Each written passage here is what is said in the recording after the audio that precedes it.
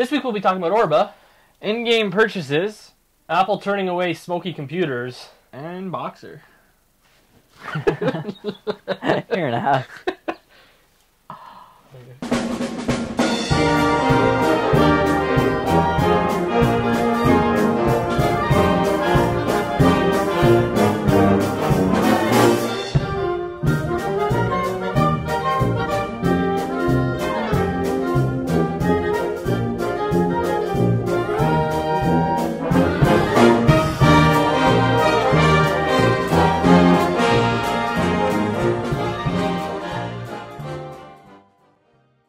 So I want to talk about a new game from the Kiefer brothers. Kiefer Sutherland. 24. They had previously created games like Lexic, which I kind of had quite a bit of fun with over the summer. Their new installment for the iPhone is called Orba. It's along the lines of kind of block games that we've talked about in the past, like Otis. Concept similar, but a little bit different. Meets Bejeweled a little bit. You get a little bit of the Bejeweled kind of. I've never got into Bejeweled, so I'm not sure. Really. It's kind of like a Bejeweled. It's like Bejeweled and Otis.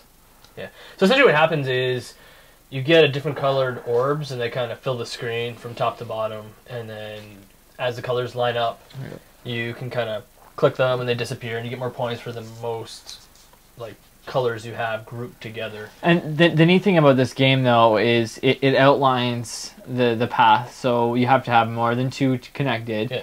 And it outline on your screen like a bunch of the blues that are connected, or a bunch of the yellows, or a bunch of the greens. So it makes it a little easier and not so hard on your head, and gives you as much of a headache. That's definitely what separates it from like Otis, because Otis, you don't see what's connected. Yeah, you have to look. You got to figure it out. This is giving you a quick visual representation of what you can click. The difficulty ramps up really quick, I found, because they keep adding more colors. So you get a level, or you clear the screen, and then they introduce another color, and you clear that screen, and they introduce another color, and the next thing you know, you have several colors, and it's really hard to line up. I didn't have that much trouble with it. I think I got to like 1,000,000 points in my second or third game in. Yeah. But the trick is to just eliminate the colors. So aim to eliminate one color, or two colors, or all colors if you can. So you kind of have to have a little bit of a strategy going into it. But it does, when it keeps adding more and more colors, and when you get to like the 30th stage, or when you get to the 20th stage or whatever, it does start getting a lot harder. Yeah. So you my strategy is try to eliminate them from the bottom first, and then work way up to the top. Yeah. But you also have to keep in mind, well, if I eliminate this line here, then these lines are going to drop, and they're going to line up with these colors over here. So you gotta strategize. The strategies for Lexic kind of hold true for Orba, right? Because some of the Lexic modes, you're clearing the letters to spell words, and as the tiles get closer to the bottom, they're harder to make words out of, because they're not changing. That's right. So you got to get rid of that immediately. The other really cool thing is I got an email from them asking me for ideas for the game. So I tossed them some ideas. So they're definitely looking to take the game one step further. One of my suggestions was maybe using the tilt functionality, because you've got multiple columns, and you can't tilt to move the orbs, and they're balls. So if you could tilt them to line up things, and then click to get them. One of the neat things that I would suggest them doing is doing something different. Like if you could turn the game sideways and then eliminate or do something like that. Yeah. That's this kind of suggestion I made. But the problem is the UI for the game is in the background. There's all these columns that the balls fall down. Yeah. So if you could only tilt top to bottom, then it would work, because it would move like that. Yeah. Because it would kind of throw off the game. Yeah, that would add to it for sure. That would be something different that I haven't seen yet. So. Yeah, that's what I said. It would really separate the game from some of the other stuff. It'd be like that ball game where you roll it into the hole, right? You know what I'm talking about, like the maze. The maze game. If they could do something like that with the orbs, because they're balls, so you could roll them at least back and forth or halfway, and then try and get. But if they could do it, if they could do like a grid kind of, and you could.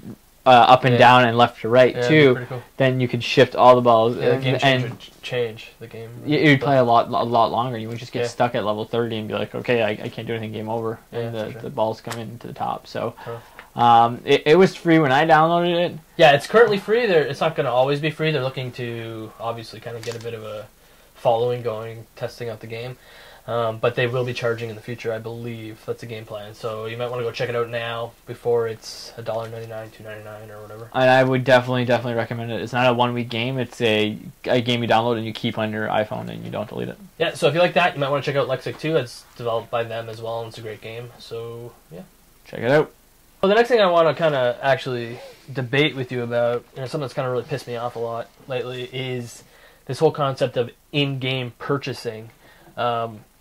So, for instance, you might get an iPhone game that's free to download, but to go beyond, the basic skill set of that game, or to upgrade your skills or your weapons or something, you pay 99 cents for that rifle.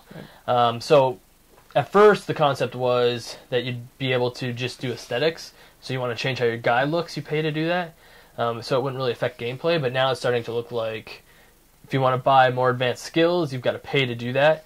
So what really bugs me about that is, as a casual, player for some of these games, you might not keep up with the advancement of all the other players. So you're just going to get schooled, and you're not really going to play the game much anymore. So my take on that is, I think it's genius. I think it's stupid. I don't care what you think. Let me finish what I have to say. I think you're stupid and you think it's genius. To be able to develop something that people are going to download and play for free, right? You have your iPhone or you have whatever, and you download this game and it's free, and you start playing it, and awesome. People are. I know people that have iPhones that just download free stuff. They don't pay for anything. For sure. Totally. So if you download something that's free and it's generating a lot of buzz, and you start playing, and you really, really like the game, you have that option to buy more weapons and increase it until you're done playing. I should shut my phone off. But I mean, at the same time, people could just go and buy the actual $4.99 game, let's say. Yeah. But to be able to upgrade your weapons, if you actually really like that game, I think it's a great idea.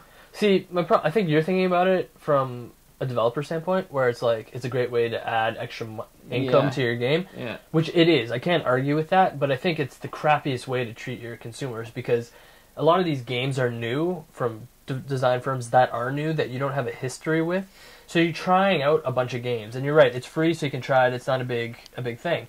But sometimes I'd play a game and I don't come back to it for a month. And if I'm going to come back to a game a month later to find 30 people have spent $200 on upgrading their stupid crap in the game, I'm not going to play it. I'm just going to be like, screw it. I'll just move on, because there's no fun there. But the thing is that going to be in multiplayer games, or is this just single player games? You know what I mean? They're multiplayer games. Like Eliminate Pro right now is doing that. But if it's just a single player game, it doesn't matter. Exactly, because then you can pause it and you can come back and you can be like, okay, now I want to upgrade these weapons. Yeah, but multiplayer games, they're skewing the playing field. It's kind of like Xbox Live in that you've got ranked match versus. It's kind of like World of Warcraft.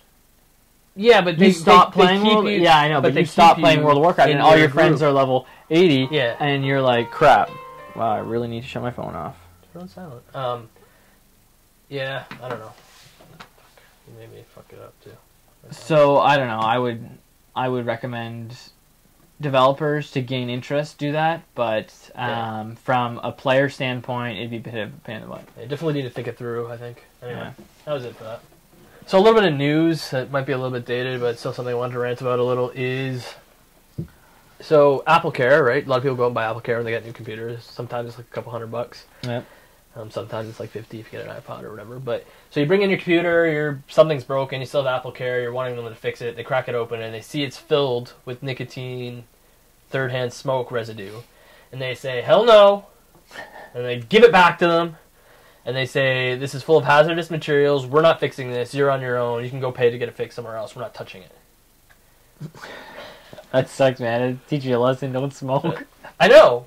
See, it's kind of funny, because my exact opinion was, and I wrote an article about it, there's absolutely no way I would like to spend time with my hands in devices filled with hazardous material. And the consumerist article that's kind of making this all the big buzz is saying, the people writing in are like, well, on the hazardous material list, there's things like chlorine and hydrogen peroxide, and humans use that. And my argument is, that's the stupidest argument you can ever make, because people who use hydrogen peroxide wipe a cut and are done with it. Their hands aren't in hydrogen peroxide for 8 hours a day fixing these computers. To play devil's advocate, is there anything in Apple's warranty that says... Well, hazardous materials. It doesn't say if you smoke, we're turning you away. Yeah. And that's what the argument is about. Well, why are smokers being turned away or discriminating? And it's like, no, our employees are touching